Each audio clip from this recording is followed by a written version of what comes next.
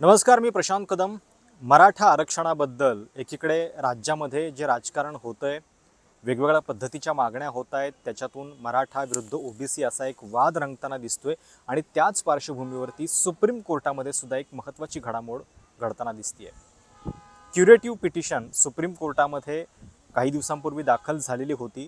ती उद्याच्या कामकाजामध्ये समाविष्ट करण्यात आलेली आहे. उद्याची तारीख या क्युरेटिव्ह पिटिशनसाठी देण्यात आलेली आहे. आता मराठा आरक्षणाचा विषय तर संवेदनशील आहे. पाठोपाठ ही नेमकी क्युरेटिव्ह पिटिशन म्हणजे नेमकं काय, खरोखर या क्युरेटिव्ह पिटिशनमधून पुढे काय होणार आहे? जरांगेंची ओबीसी प्रमाणपत्राची म्हणजे कुणबी प्रमाणपत्राची जी मागणी आहे ती वेगळी, सोबतच मराठ्यांना एक वेगळं आरक्षण देण्याची जी मागणी आहे त्यासाठी जो कायदा सरकारनं केलेला होता त्या संदर्भात सुप्रीम कोर्टातले हे प्रयत्न चालू आहेत. आणि ज्या टायमिंगला ही क्युरेटिव्ह पिटिशन आलेली आहे ते टायमिंगसुद्धा इंटरेस्टिंग आहे. 7 तारखेपासून विधानसभेचं अधिवेशन सुरू होणार आहे आणि त्याच्या आधी बरोबर या क्युरेटिव्ह पिटिशनची तारीख जी आहे ती उद्या लागलेली आहे. उद्या नेमकं काय होतंय हे आपल्याला कळेलच, पण या सगळ्या प्रकरणाची पार्श्वभूमी नीट समजून घेणं गरजेचं आहे. क्युरेटिव्ह पिटिशन म्हणजे नेमकं काय, खरोखर मराठा आरक्षणामध्ये त्याचा काही उपयोग होणार आहे का, हे सगळं आपल्याला समजून घ्यायचं आहे. माझ्यासोबत आहेत ॲडव्होकेट सिद्धार्थ शिंदे, जे नेहमीप्रमाणे आपल्याला या सगळ्या गोष्टी ज्या आहेत, किचकट गोष्टी आहेत, त्या सोप्या शब्दामध्ये समजावून सांगतील. सिद्धार्थजी, स्वागत आहे तुमचं. खरं तर मे 2021मध्ये कोर्टानं मराठा आरक्षणासंदर्भात एक निकाल दिला, ते आरक्षण फेटाळलं. त्याच्यानंतर पुन्हा लगेचच रिव्ह्यू पिटिशन जी आहे ती सरकारनं दाखल केलेली होती, ती पण कोर्टानं ऐकली नाही. आता ही क्युरेटिव्ह पिटिशन म्हणजे नेमकं काय आहे आणि त्याच्यामध्ये किती आशा आहेत काही दिलासा मराठा आरक्षणाच्या बाबतीत सरकारला मिळण्याची? बघा प्रशांतजी, आपल्या राज्यघटनेप्रमाणे एक सुप्रीम कोर्टाने निकाल दिला तर त्याच्यानंतर एक पुनर्विचार याचिका म्हणजे रिव्ह्यू पिटिशन हे होऊ शकते. पण क्युरेटिव्ह पिटिशनचा हा कॉन्सेप्ट हा ज्युडिशरीने आणलेला आहे. हा कॉन्स्टिट्यूशन मध्ये मेन्शन नाहीये राज्यघटनेत. तर 2002 मध्ये रूपा हुर्रा केस मध्ये सुप्रीम कोर्टाने हे ले डाऊन केलं की क्युरेटिव्ह पिटिशन पण येऊ शकते आणि त्याच्यात त्यांनी 2-3 रिझन्स दिले की का तुम्ही क्युरेटिव्ह पिटिशन करू शकता.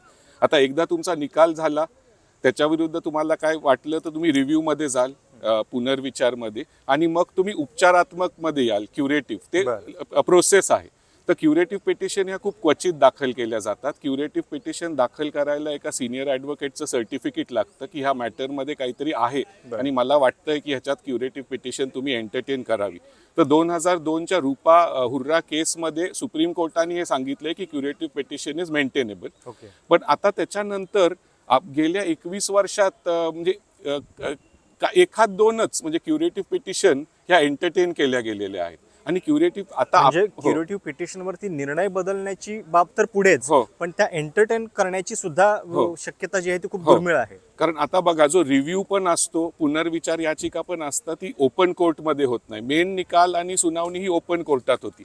त्याच्यानंतर रिव्ह्यू हे क्लोज डोअर्स मध्ये होते. ते जे जजेस असतात मेन मॅटर मध्ये तेच रिव्ह्यू मध्ये असतात. त्यातले काही रिटायर झाले तर दुसरे त्यांची जागा घेतात आणि मग ते ठरवतात की हा रिव्ह्यू एंटरटेन करायचा का नाही.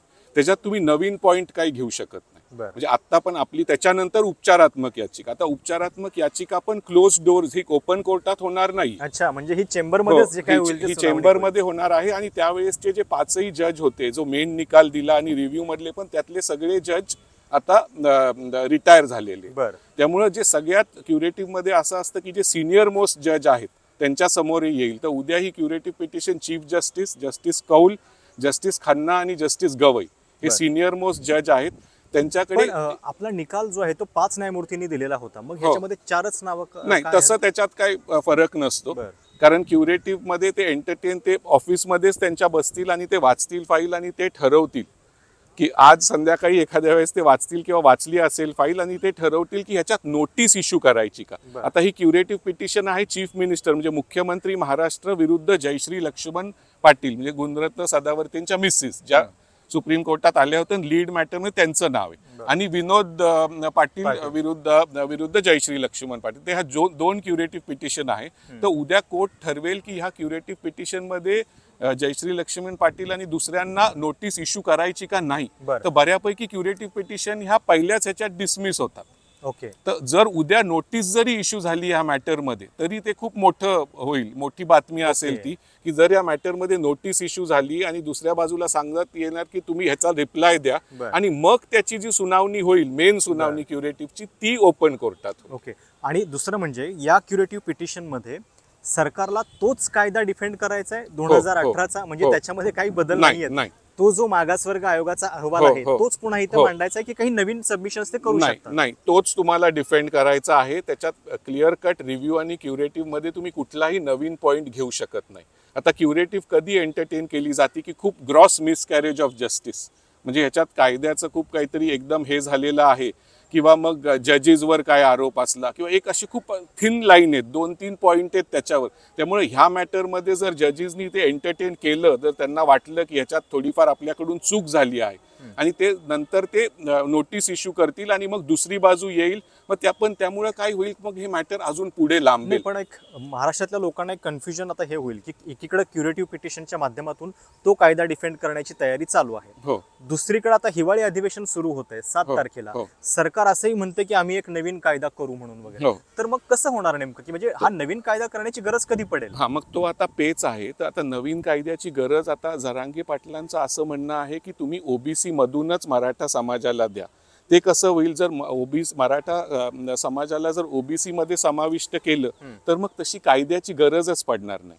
तुम्ही एक नोटिफिकेशन काढू शकता की मराठा समाज हा ओबीसी मध्ये समाविष्ट केला गेलेला आहे आणि मग कायद्याची गरज नाही. त्यामुळे आता मागच्या वेळेस काय झालं, आपण 50% मर्यादा ओलांडली, त्यामुळं सुप्रीम कोर्टाने ते रद्द ठरवलं. तर जरांगे पाटलांचं असं म्हणणं आहे की तुम्ही ओबीसी मधूनच द्या, म्हणजे त्या 27 ते 30% द्या. आणि त्यांचं असंही म्हणणं आहे की हे 5 कोटी लोक नाही आहेत मराठा समाज, ज्यांनी आतापर्यंत मला वाटतं GR नंतर एक 30-32 लाख लोकांनी त्यांचे पुरावे सादर केलेले आहेत आणि बऱ्याच ठिकाणी महाराष्ट्रात मराठा समाज हा कुणबीमध्ये ऑलरेडी समाविष्ट आहे, विदर्भाच्या बऱ्याच ठिकाणी किंवा. त्यामुळे आता हे जे मॅटर आहे ते त्यांचा प्रयत्न आहे की ते ओबीसी मध्ये समाविष्ट करून घ्यायचं. पण आता तुम्ही एक लक्षात घ्या, पार्लमेंटचं पण सेशन चालू आणि जर आपल्याकडे कास्ट सेन्सस हा 1931 नंतर झालेलाच नाहीये पूर्ण देशाचा, आता बिहारनी केला आणि काही राज्यांनी केलेला आहे.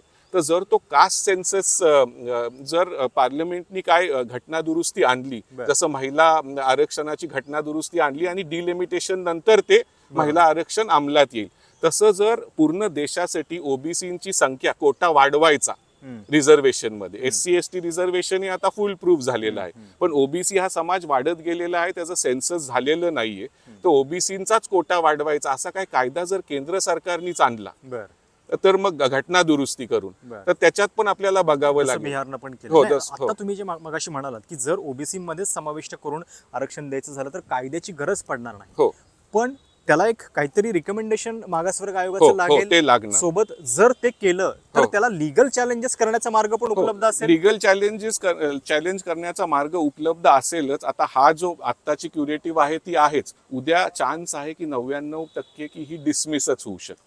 पण जर 1% देर इज ऑलवेज होप, जर 1% पण जर ही पिटिशन एंटरटेन झाली आणि नोटीस इश्यू केली गेली, जरी नोटीस इश्यू केली गेली त्याच्यानंतर ते ऐकण्यात येईल आणि त्याच्यानंतर पण ते ठरवेल कोर्ट की हे रद्द ठरवायचं, तसंच ठेवायचं का ह्याला बहाल करायचं, तर सरकारचं काम सोपं होईल. जर क्युरेटिव्ह पिटिशन मध्ये जर सरकारला यश मिळालं, हे खूप म्हणजे आंशिक, म्हणजे मिळेल का नाही हे खूप, पण काही देर इज ऑलवेज होप, कधी अशा मॅटर मध्ये मिळू शकतं काहीतरी.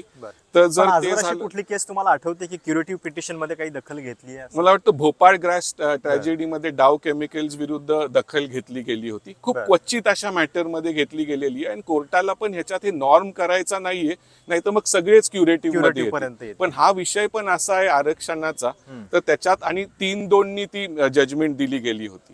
तर त्यावेळेस पण असं सांगितलं होतं, त्या जजमेंटमध्ये पण बऱ्याच तफावती आहेत. तर ते महाराष्ट्र सरकार आता कसं, आता कोर्टात उद्या तर वकिलांचा रोल काही नाहीये, जजच बसतील आणि ठरवतील नोटीस इश्यू करायची का नाही. जर नोटीस इश्यू झाली आणि रिक्वेस्ट जर केला आणि ओपन कोर्टात ह्याचं हिअरिंग झालं, तर मग महाराष्ट्र सरकार कशी याची मांडणी करतं. पण अजून पण होप आहे की क्युरेटिव्ह एंटरटेन केली जाऊ शकते, पण खूपच कमी अंशात.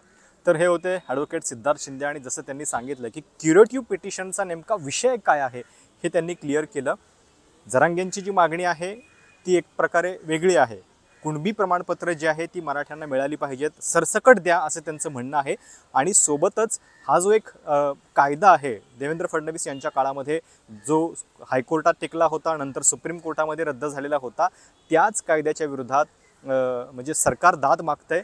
आता बघावं लागेल की त्याच्याबद्दल नेमकं सुप्रीम कोर्टात काय होतंय. अर्थात अनेकदा या कोर्टातल्या गोष्टी ज्या आहेत त्या पॉलिटिकली सुद्धा सिग्नलिंगसाठी खूप वापरल्या जातात. त्यामुळं भले अंतिम निर्णय नाही झाला तरी मधल्या काळात ज्या काही घडामोडी होतील त्यांचा एक राजकीय बेनिफिट करून घेण्याचा प्रयत्न जो आहे तो नक्की असेल, कारण निवडणुका पण जवळ आहेत. या सगळ्या पार्श्वभूमीवरती उद्या सुप्रीम कोर्टामध्ये ही क्युरेटिव्ह पिटिशन येते. हा विषय तुमच्यापर्यंत नीट पोहोचावा यासाठीचा हा प्रयत्न होता. तुमच्या या संदर्भात काही कमेंट्स असतील तर ते आवर्जून सांगा. हा व्हिडिओ कसा वाटला ते देखील कळवा. चॅनल सबस्क्राईब करायला देखील विसरू नका. धन्यवाद.